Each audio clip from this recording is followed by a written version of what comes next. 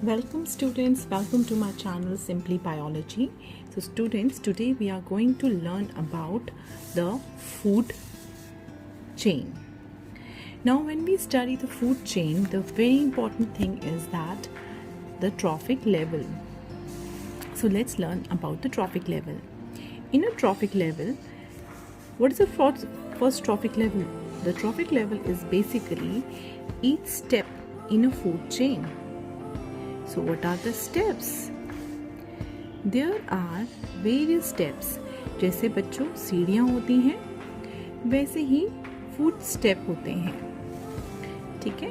So let's understand about the food step or the trophic level. So इन्हीं को हम कहते हैं trophic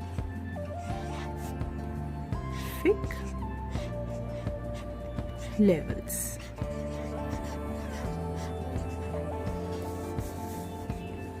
सो ट्रॉफिक लेवल्स जो हैं वो हर स्टेप हैं. फर्स्ट ट्रॉफिक लेवल जो होता है उसे हम कहते हैं, उसमें आते हैं प्रोड्यूसर्स. प्रोड्यूसर्स का मतलब है ये है फर्स्ट ट्रॉफिक लेवल. प्रोड्यूसर्स का मतलब है जैसे कि ग्रासेस, प्लांट्स जो अपना खाना खुद बनाते हैं, जो ऑटोट्रॉफ्स होते हैं. देन आता है second trophic level. Second trophic level में आते हैं प्राइमरी कंज्यूमर्स. फिर आता है secondary consumers. That means third trophic level. और फिर आता है टर्शरी कंज्यूमर्स. बच्चों, ह्यूमन बींग्स हमेशा टॉप ट्रॉफिक लेवल में होते हैं. सो ये है हमारे different trophic level. So food chain जो है वो इन्हीं सारे लेवल्स के साथ ही बनती है. Now let's understand how the food chain and food web functions. Now a very important thing that you all should know is that producers जो हैं वो सन की सिर्फ 1% एनर्जी ही लेते हैं और उसी से वो अपना खाना बनाते हैं. ठीक है. यही खाना प्राइमरी कंज्यूमर्स को भी दिया जाता है और सेकेंडरी कंज्यूमर और टर्शरी कंज्यूमर को भी मिलता है. मगर कैसे मिलता है? प्राइमरी जो प्रोड्यूसर्स होते हैं वो अपना खाना 90% कंज्यूम कर लेते हैं और ओनली 10% ही देते हैं आगे. एग्जाम्पल, प्रोड्यूसर्स के पास अगर 1000 किलो जूल्स एनर्जी है खाने की, तो वो प्राइमरी कंज्यूमर्स को सिर्फ 100 किलो जूल्स देगा. ऐसी सेकेंडरी कंज्यूमर्स को 10 और आगे जाके सबसे कम एनर्जी बचेगी टर्शरी कंज्यूमर्स के पास. इसी को हम कहते हैं 10% लॉ.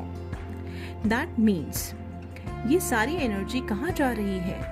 प्रोड्यूसर्स जो हैं वो अपना लाइफ प्रोसेस में ये सारी एनर्जी को कंज्यूम कर रहे हैं और थोड़ी सी एनर्जी हीट फॉर्म में भी बाहर निकल जाती है. So green plants they are eaten up by the primary consumers. So energy lost in also in the form of heat to the environment, and some energies goes into their doing work, digestion, reproduction, growth, इसमें चली जाती है. सो 10% energy ही available होती है to the primary consumers like deer, cow. फिर next जो like tiger, lion, उनको और कम एनर्जी मिलती है. इसीलिए बच्चों हमारे जो स्टेप्स होते हैं ये बहुत लिमिटेड होते हैं. मैक्सिमम 4 to 5 होते हैं क्योंकि आगे के लेवल के पास इतनी एनर्जी ही नहीं बचेगी, सफिशिएंट होगी to survive. That's why we have only maximum 4 to 5 trophic level in a food chain. So जो food chain है वो a series of combination है जिसमें organism feed कर रहे हैं एक दूसरे को. So food chain हमेशा limited होती है और only 10% energy will be available to the next trophic level. सबसे ज़्यादा organism किस trophic level में पाए जाते हैं?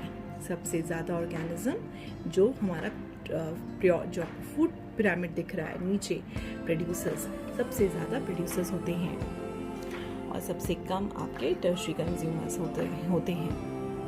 Length and complexities of food chain very करती है।